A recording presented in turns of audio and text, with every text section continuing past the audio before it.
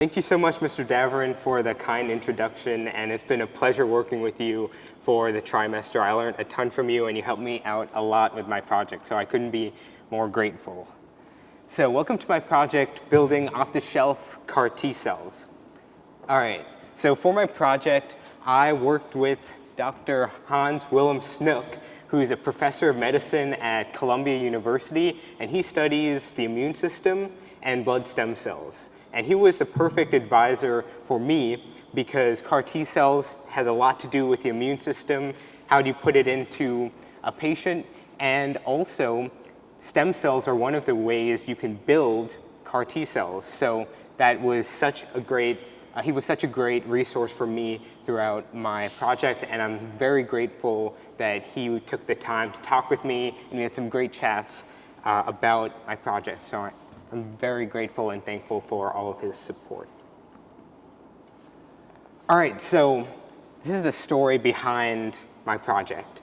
And the inspiration for the project is how can we get past the standard of care cancer treatments such as chemotherapy and radiation therapy that are extremely harsh and that are not great for patients. Obviously, these therapies have been great for a lot of people, but for many, they're extremely harsh, and there needs to be a lot done to get them to a place where they're good for everybody and they work for everybody.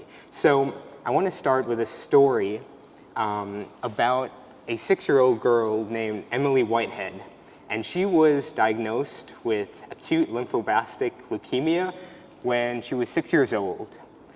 And so that's type of cancer, it's ALL for in short, and she was given chemotherapy. And then that worked for a little bit, and then the cancer relapsed. So she was given another dose of chemotherapy. This time it was a bit more harsh. Then the cancer relapsed again, and she was given another regimen of chemotherapy. And then it relapsed for the third time, and she was given an even more severe version of chemotherapy. And a version so severe that the doctors wouldn't even give that type of chemotherapy to adults because the adults would die if they were to have that. But children have a better immune system, so they can take that sort of chemical in their body. So then the doctor said, the chemotherapy wasn't working. The doctor said, all right, I think it's time for you guys to take your daughter home so she can enjoy the last few days at home in a good environment. And the parents wouldn't take no for an answer. So they enrolled their daughter in the first CAR T cell therapy trial, never done before, patients with leukemias, and especially not children. And after 2 months of grueling CAR T cell therapy, Emily was in remission, the cancer had gone, and 10 years later, in 2022, she has been cancer-free for 10 years. So the point of this is to show that we need to get past a lot of these chemotherapy and radiation therapy drugs that for some patients, they're not helpful at all. And we need to find alternatives like CAR T cell therapy, which is an immunotherapy. And I'll talk a lot about that in my presentation. So what am I going to talk about? I'm going to talk about the role of the immune system in cancer. I'm going to talk about CAR T cell therapy. I'm going to talk about off-the-shelf CAR T cell therapy. And then I'm going to wrap it up by talking about a podcast that I created with the interviews that I did as part of my senior project. All right, the role of the immune system in cancer. So we fight wars all the time. If you turn on your news to CNN or Fox or whatever, you're going to see the news on wars. But the most important war that you could ever fight, the most important wars are the wars that are happening inside of you, inside your body and inside your immune system. Your immune system protects you against all different types of pathogens like influenza, like the coronavirus, and there are 400 billion T cells in your body that protect you every minute, every day against pathogens. So I talk T cells. What are T cells? Well, they're immune cells. They're a type of immune cells. There are a couple different types of T cells. There are killer T cells, They're cytotoxic T cells, so it's the same thing. And they will attack any enemy cell with specific target. And then they're also helper T cells, and they recruit the other T cells of the body and help get standing army to fight against cancer. They're also natural killer cells. These are the guards of the immune system, and they protect against general immunity. So any type of pathogen, they are pretty good against. They put up a pretty good fight. And then they're also B cells. And these, I like to think of the archers of the immune system. And so they produce antibodies, which are proteins, and these proteins can go and they can fight other pathogens. So those are some of the cells that make up our immune system. But now I want to take you to one of the most beautiful things I've ever seen in immunology. We're going to witness actual immune war. So here we go. So in purple there, that is a killer T cell. That's a cytotoxic T cell, and pretty small. And that big green is a monstrous cancer cell. Now cancer cells, they're cells that have mutations in them. They have errors in their DNA that cause them to replicate uncontrollably. So we're going to see what happens. Oh, okay. Yeah, and so look at that. That's our immune system at work. Going to inject toxins into cancer cell, and the cancer cell's memory is going to fold in. And look at that. And this is real footage from a confocal spinning disk microscope. And it takes about an hour in real life, but this was sped up to 15 seconds, which is pretty incredible. So what does this tell us? Well, our immune system can fight against pathogens like cancer. But we didn't always know this to be the case until 1984, when Steve Rosenberg at the National Cancer Institute, he administered an immune cell growth protein called IL-2 to patients with all different types of cancers. And what this protein does is it expands the immune cells in a patient's body. And after 66 of his patients died, the 67th patient who had metastatic melanoma got the treatment, and they survived, and they lived on for more than 30 years. So that really shows the power of our immune system and really the power of science and how hard it is to conduct science after 66 patients passed away in your lab. Well, if our immune system can fight against cancer, then why is cancer a problem in the first place? So there are a lot of reasons, and I'm just going to talk about two of them. So the first one is that tumor cells are really big, and they block circulation in the environment with the tumor. So oxygen can't reach the T cells, it can't reach the natural killer cells, and that's a big problem. So these immune cells, they're turned off. The other thing is that that immune cells, they have brakes on them to stop them from being overactivated, because that causes other problems. You don't want to have immune cells that are active all the time. And so cancer cells, they're really smart. They release proteins in the immune system wherever the cancer is, and these proteins activate the brakes on the T cells and the immune cells. And so that's a major problem if the cancer cell is breaking the cells that we need to stop this. So what can we do? How can we get past this? How can we, from all of the strength that is cancer, how can we exploit a weakness that it might have? So we can try and exploit Achilles' heel of cancer. So one of the things is that cancers, and by the way, when I talk about cancer, I'm talking about leukemias. I'm talking about blood cancers. And these are cancers where you have a B cell, who I talked about earlier, and these B cells are abnormal. They're cancerous B cells, and a lot of the times they express a protein called CD19. They're highly expressed on B cell cancers. T cell tumors and cancers also express proteins, CD5 and CD7, and they overexpress them. So that's one thing that's common about these cancers, right? So how can we use that knowledge to fight cancer? Well, we can re-engineer a patient's T cells so that it can target CD19 or another protein that's on the cancer cell. So that's what CAR T cell immunotherapy is about. The T cells currently, they can't do anything about the cancer. They're not fighting, they're deactivated. How can we activate them? How can we direct them to the proteins, to the cancers? And so we can direct them to CD19 or some other protein that's present in the cancers.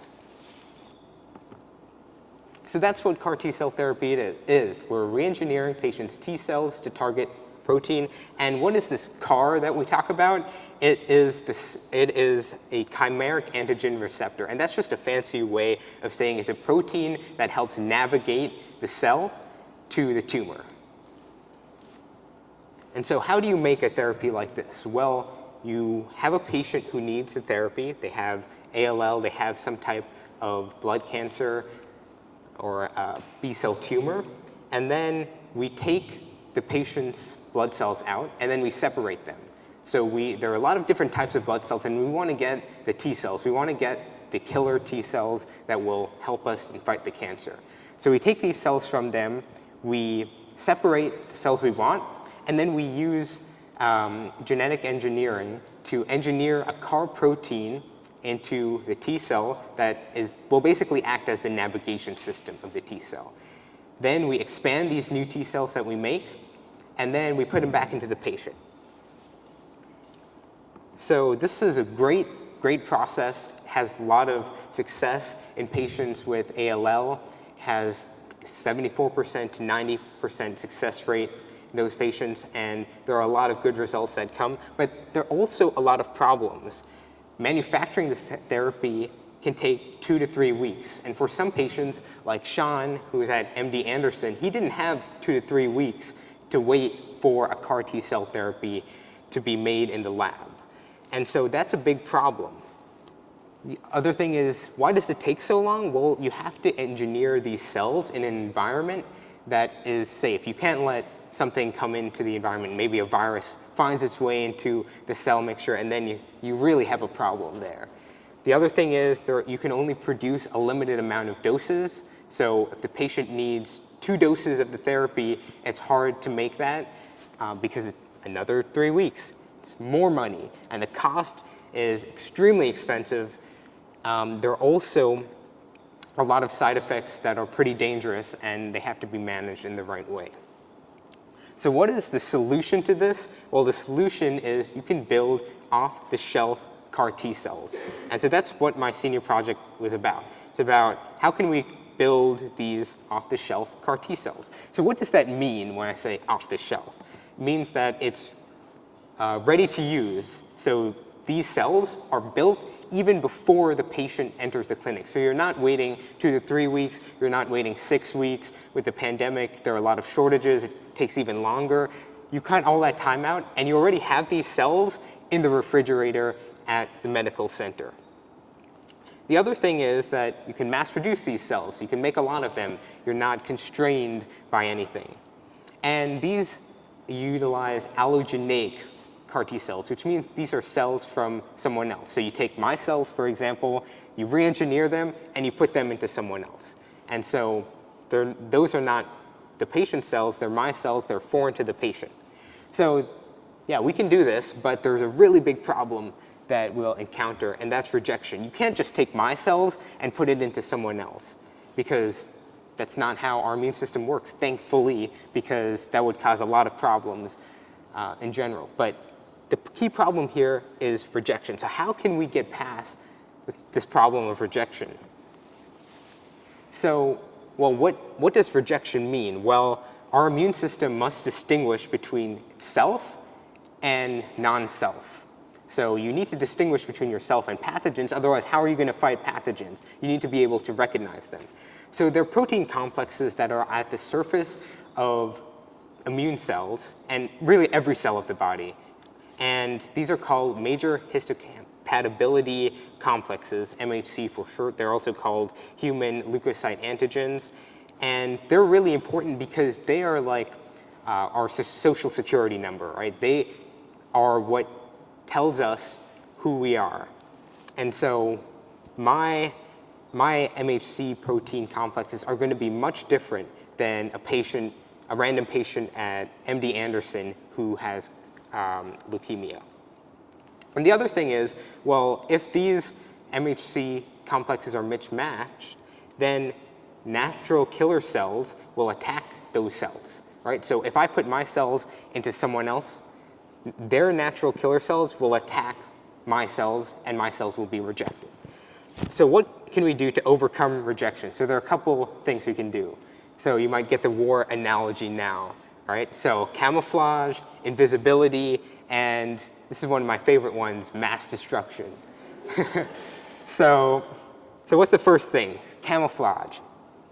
So donor cells must match the patient's MHC, HLA genes as closely as possible to avoid rejection.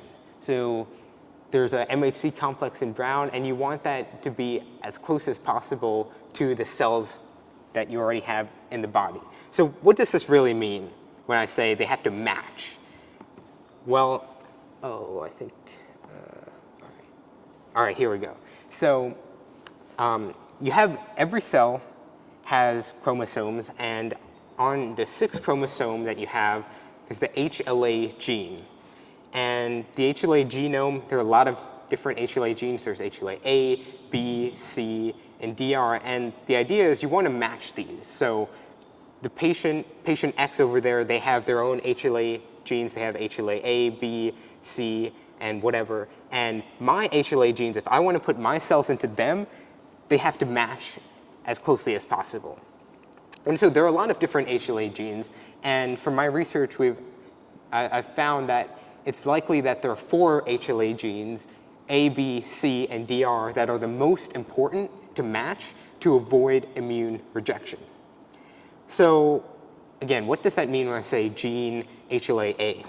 Well, HLA-A is just a type of gene. So really, genes have alleles. So a lot of different alleles can be in a gene. So when you talk about matching for HLA-A, there are a ton of different alleles that fall under HLA-A. There's HLA-A2, HLA-A7, and everybody has a different allele. But not everybody does, because you can match these alleles, right? So I might have HLA-A2, patient X has HLA-A7, and we cannot take my cells and put it into them because we have different alleles for HLA-A. But what if I had the same allele? Then we could do that. And the alleles have to match for A, again, C, B, and DR. And that's, we think that that's as much matching as you need, but we could be wrong because there haven't been clinical trials that have been done on how much matching you really need to avoid rejection. And so there are a lot of different alleles for each gene. And so if there's so many different alleles, how can we possibly find donors for the patient? And the thing is that since, due to evolution, alleles occur frequently with one another. So in a lot of Caucasian people, they have HLA-A2, HLA-B8, and HLA-DR3. And that is a common combination of alleles that a Caucasian person might have. And there are a couple of different of these combinations. And so, again, when you think about matching, it'll be harder to match for diverse populations. And then comes in the homozygous HLA donors. And so what does that mean? Well, we have 2 chromosomes, and they make up a pair. So each chromosome has different HLA genes on them. And so if we want to match them, do we want to match both of the genes? That's pretty hard, right? That's impossible to do. So we just match one of them. And so that could be sample patient. And this is the donor that could be used to put those cells into a sample patient. And so you can see that both the chromosomes have the same alleles. And so that's great because now they won't be rejected with the other chromosomes alleles. So in that sense, there will be no immune rejection if you have that. And again, I talked about diverse populations are harder to match. So in Japan, they did an experiment, and they found that with about 80 different cell lines, if you have 80 different homozygous donors, you can cover pretty much all of the Japanese population. But if you apply that to, say, New York City, where we're very diverse, you'll need many more lines, many more homozygous cell lines to match as many people as possible. And so that's a hurdle with HLA matching. So essentially, the idea behind this is you would have a bank of HLA cell lines, and you would take the cell line that's closest to the patient, you put it in the patient, and we're done.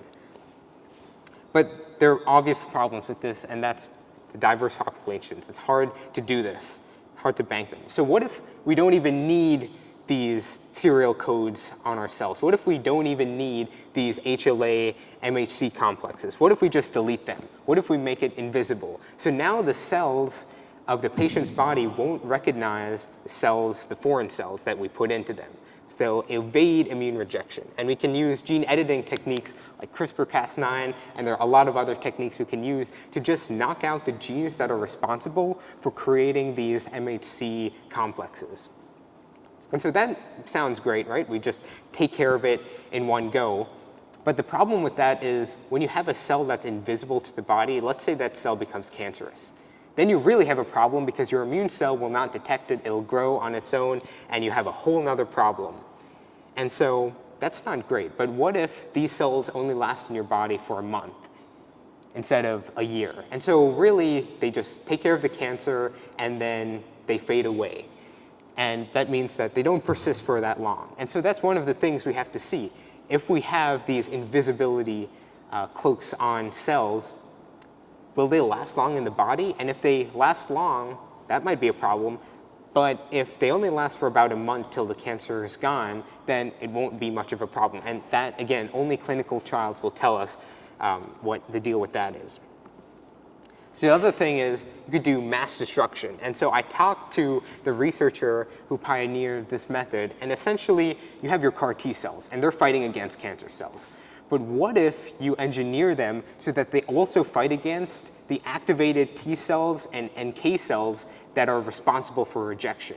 So these NK cells and these T cells in the patient's body are going to reject your CAR T cells, but what if you make sure that your CAR T cells fight back against them and they kill them off as well? So you have the CAR T cell in green, and it's attacking the activated NK cell, it's attacking the activated T cell and the tumor cell. So you're really getting war on 3 fronts.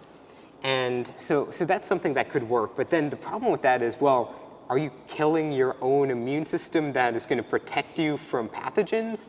And that's a major problem. But here's one thing, is that it's just activated T cells and NK cells. And not all of your immune cells are activated. There are a lot of dormant cells in the body.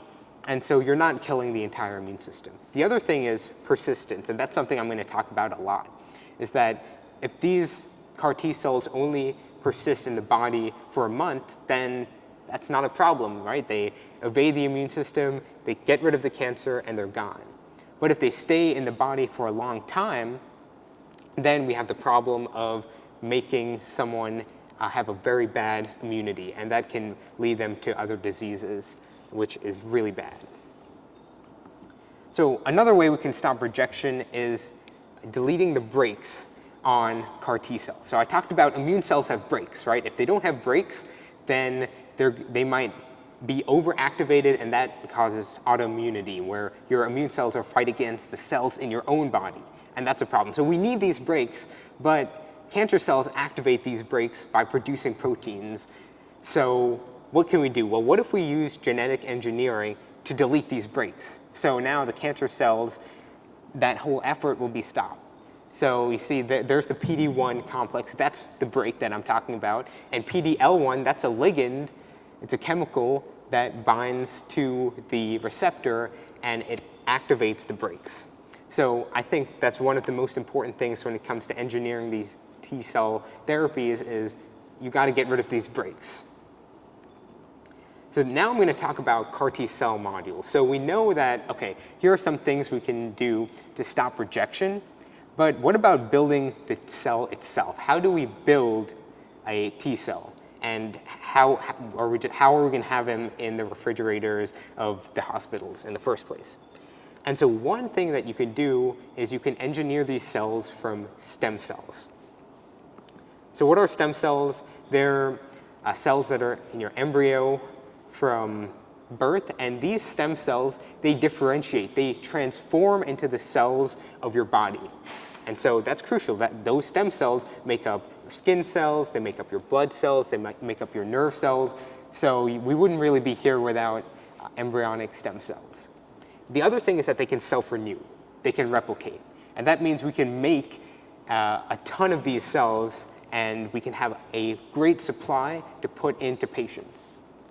And so we have these cells, but there are a lot of ethical concerns with these cells, right? They're embryonic stem cells. We take them from people, and a lot of people don't like that. So in 2006, a scientist in Japan named Shinya Yamanaka, he discovered and he created induced pluripotent stem cells. So these are cells, these are skin cells, and he reprogrammed these cells into cells that act just like embryonic stem cells. So these cells that have been reprogrammed have the capability to differentiate, to transform into other cells of the body, and they also have the capability to replicate. And so here's a process, a diagram I made of how this might work. So you start off with a blood cell. It can be any cell. It can be your skin cell, nerve cell, whatever it may be.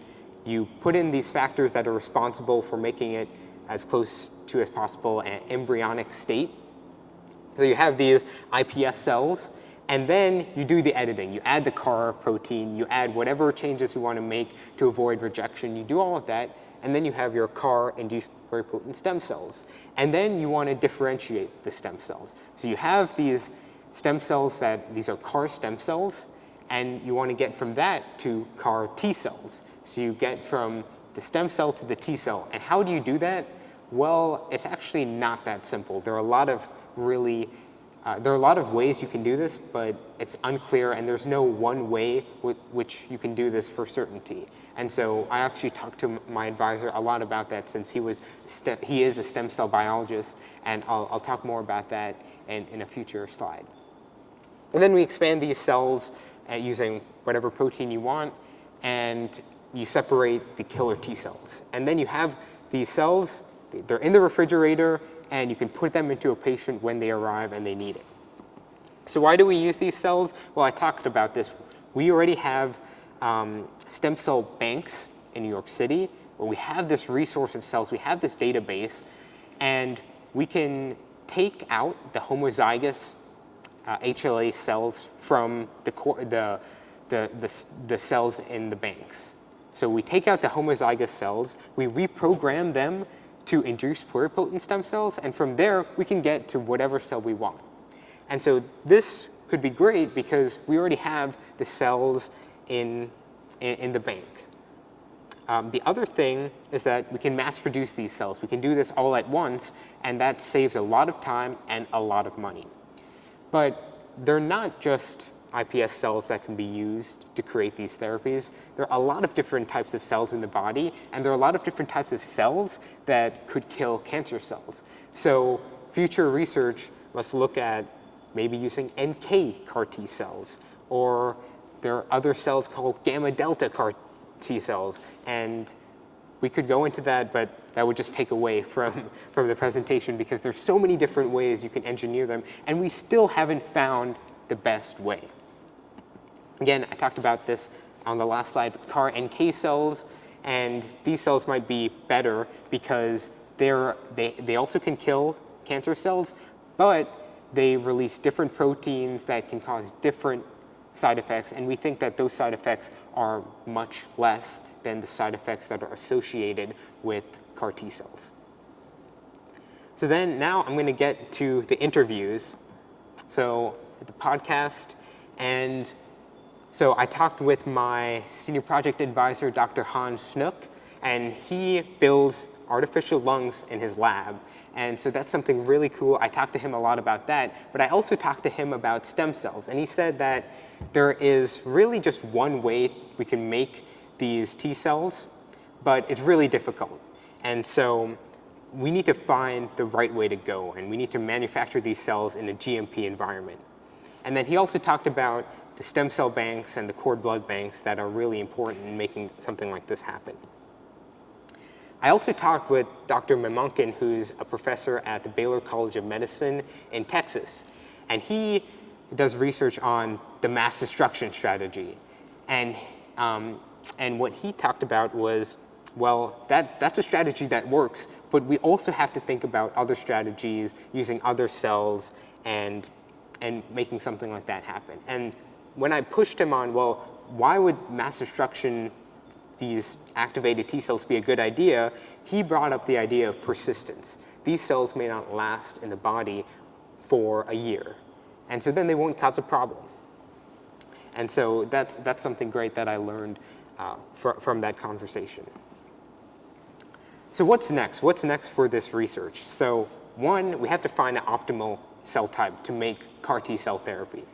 We also need good manufacturing practices. We need an environment where you can streamline the process, where it's safe, you won't get contamination with maybe viruses from the environment that fall in, and that would be really bad. We need clinical trials. We have a lot of mouse model experimental results. We have a lot of test tube results, but that means absolutely nothing when it comes to making a therapy for humans. And to work on the iPSC differentiation process.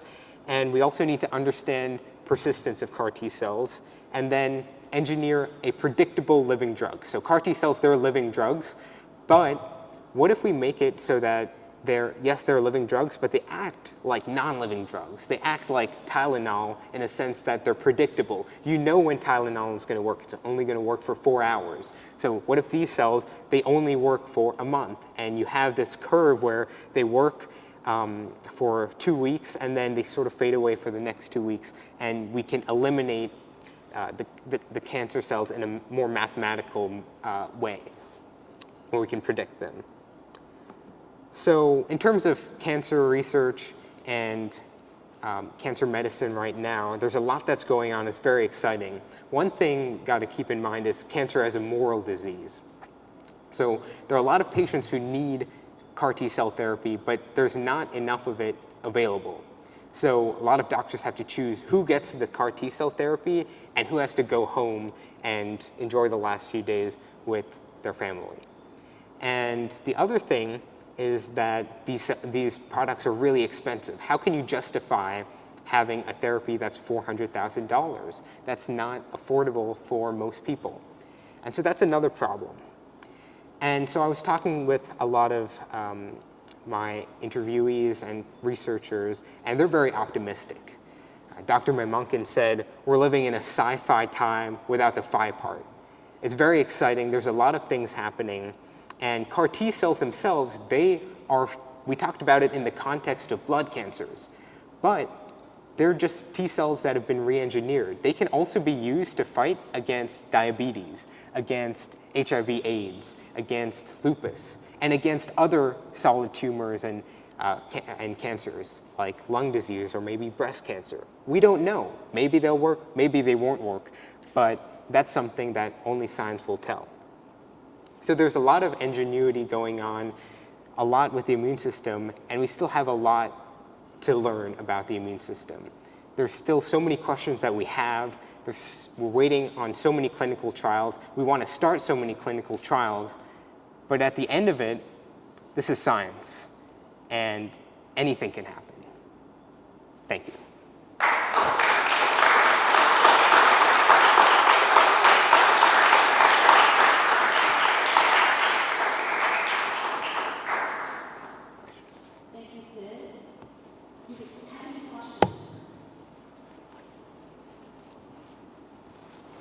Okay, so I understand that this is probably something that only scientific trial will actually ever tell, but as of right now, what's your best intuition on the best way to handle the problem of rejection? What are those 3 strategies you outlined? Which one do you think is the most effective, or which one do you expect to be most effective?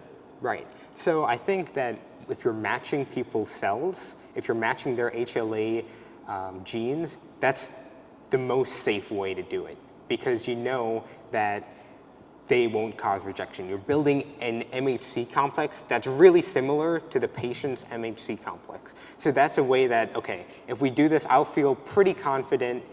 I mean, you never really know, but I'll feel more confident than other ways where you don't have that. And you also don't really know about CAR T cell persistence if you talk about deleting things and deleting these MHC complexes. So in terms of your question, I think that creating really similar MHC complexes is the most important.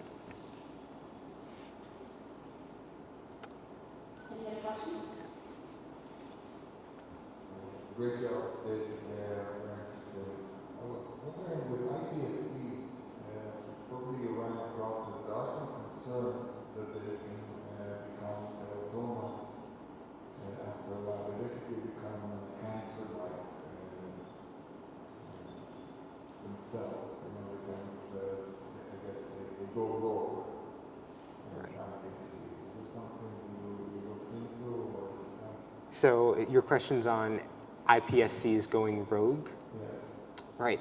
So that's another problem in terms of figuring out how long these cells will last in the body, if they'll fade away, or like you said, they'll go rogue, they'll become part of you, they'll become part of the immune system. And maybe that's a good thing, right? Because that prevents against relapses and cancer relapses. But maybe that's a bad thing if we're engineering these cells to be invisible from the human body. And we don't want those cells to persist for a long time. So it could be a good thing, it could be a bad thing, but don't really know what will happen in that case. So one thing you can do is you put the kill switch. Right, yeah. Right, so that's actually one thing that I looked into is if you have these suicide switches on your cell, right, and then they, after a certain time, or you put in a certain chemical, they activate and they cause the cell to self-destruct.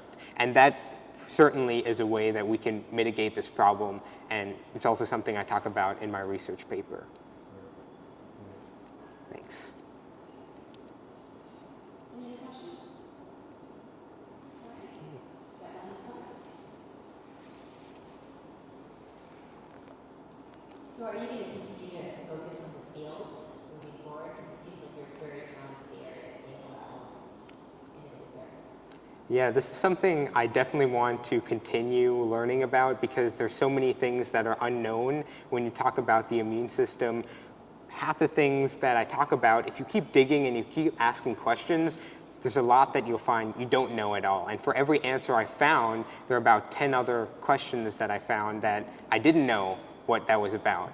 And so I'm really interested in that. I'm really interested in immunoengineering, and that's something that I want to pursue in college and beyond. Excellent work. Let's give